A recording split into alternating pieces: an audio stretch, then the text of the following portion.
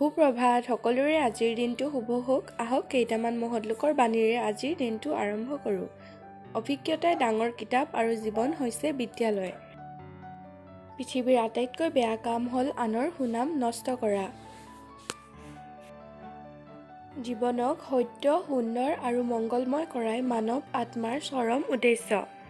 প্ৰকৃত শিক্ষাই মানুহৰ মৰ্যাদা বঢ়ায়, তদুপৰি ই আত্মসন্মানো বৃদ্ধি কৰে। এজন অসৎ লোকৰ লগত ফুৰাতকৈ অকলে ফুৰাই ভাল। খং আৰু অসহিষ্ণুতা হৈছে জ্ঞান লাভৰ প্ৰধান শত্ৰু।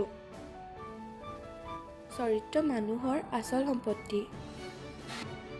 মানুহ এদিন মৰিবই লাগিব।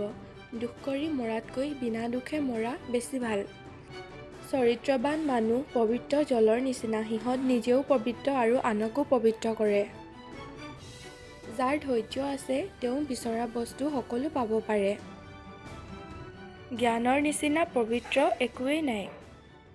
Thanks for watching. Bye bye.